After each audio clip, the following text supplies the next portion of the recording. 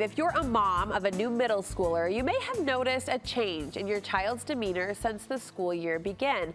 That transition from elementary to junior high, it's a hard one, and my next guest says your kid will need some grace to get through it.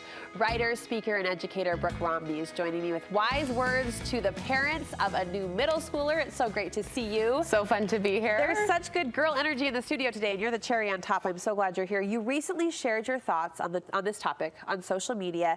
The post received close to 18,000 likes, almost 900 comments. Why do you think this topic in particular resonates so deeply?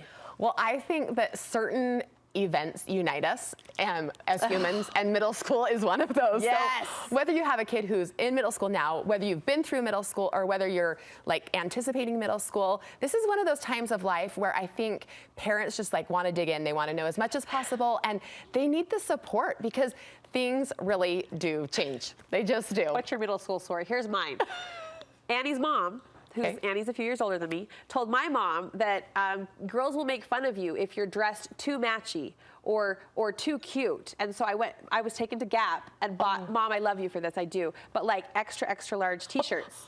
You gotta look cool in junior high. And so all my middle school, junior high pictures are me in these like pajama t-shirts because couldn't look too cute, couldn't look too matchy, or the mean girls would make fun of you. Well, good news, that's back. So when people look at your pictures, they're gonna be like, oh, Brooke, yes, I love it. What was your middle school moment, like trying to make it, trying to fit in, trying to just make it feel right? Yeah, so I had, in 8th grade, I decided that I was gonna try swearing. Oh, Brooke. Yeah. Yep. And I just like had to try it out and just see how it felt. And it's a story that my boys love to laugh about it because that's not something that I'm not really very like an angry person. So swearing's not one of my issues. What makes this so hilarious? Yeah. But in 8th grade, it just I just want to be cool. Just tried it on. Just tried it on. Thanks for that confession. You're Between welcome. my Gap extra, extra large t-shirts and your mouth, we'd have been quite the pair. Perfect. We would have been the pair. That's hilarious. Thanks for going down that hole with me. Of course. You do say it starts with this word grace, that we have to give these kids and this transition true grace. Yeah, I mean, if you think about elementary to middle school, you are seriously sitting and listening to your teacher read stories still, like in 6th grade. And there's all this support. And you have one teacher and you have 30 kids, and then you go to, sometimes 10 classes. And now they want you to be online, turning all of your stuff in.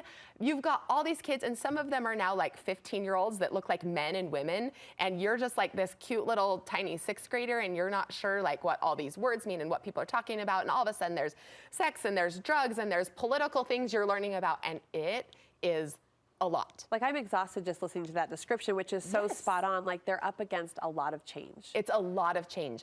And so there's just a few things that I just think are so helpful as parents. Like, really saying, yeah, this is big. And lately, one of the things that I just feel so strongly about is we can't ask our kids to protect us. We have to be the ones who are willing to like jump into those conversations, have those conversations, say like, hey, what'd you hear today? And they don't need to feel like, oh, my mom can't hear that word. No. Like, that's so much pressure. They need a safe space. They need a place where they can have somebody help them process. Yeah, mom can't some be of those delicate. things. Mom can't be fragile. No. When they are talking about, oh, we talked about this book that's, being banned because of this, and you're like, yeah. You know about that? It's like, yes, they do. Yeah. Like, let's dig in, let's talk about it. And I think it's really important that our kids don't feel like we're someone that they have to protect. That's a great point. You say stepping back is also key at this time in life. Yeah, and it's kind of this funny dichotomy because you want to be even like more emotionally engaged with them, but then letting them have some freedom. So things that are kind of easy, haircuts, right? Hard on a mom who's been doing her son's hair for the last 6 years. But you know what? That is a great place to let them experience some freedom. Letting them wear extra large t-shirts that really don't look good on anybody, but that's where we're going right now. Yeah. Letting them have some freedom when it comes to fashion. And even letting them have conversations with their teachers, like not being on the phone right away when an assignment doesn't get in, or when like a score isn't what you hoped. You could do that through elementary, like you're supposed to have those conversations, but really empowering your kids to say, yeah, that looks like it wasn't marked right. Like, go in and talk to her, and letting them know they can and they're capable. Mitigate the drama, don't add to it. Give me one quick line on that. How do parents unintentionally pile on the drama?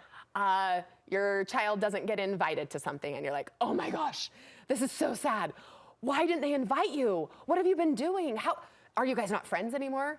No. We don't need that. Mitigate it. Oh, that's, they must have only been able to invite a couple friends. No big deal. Who would you like to call today? Make it light, make it land easy. Yeah.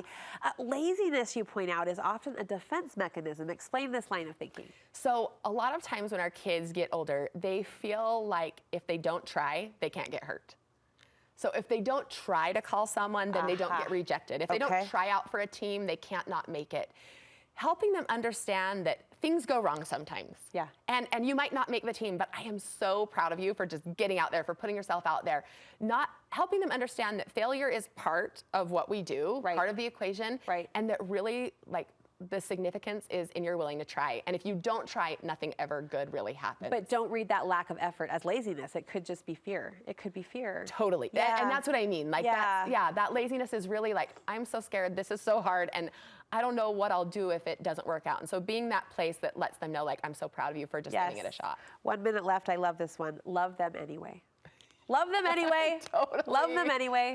And it is hard because sometimes there's things that you really don't like about them. And I might even change it to like them anyway. They know you love them, but just show them you like them. Invite them to come along. Say you're excited about that dumb thing and that video that's not funny. Laugh anyway. Help them know that in a school full of people that they don't think like them, they can come home and there are 2 parents that actually think they're really great. That they are the best, that they are so cool. And finally, have fun. Like, there's so much growing up. I love this point. There's so much growing up in that life stage, that life chapter. Yeah. Don't forget to put in the fun, Mom and Dad.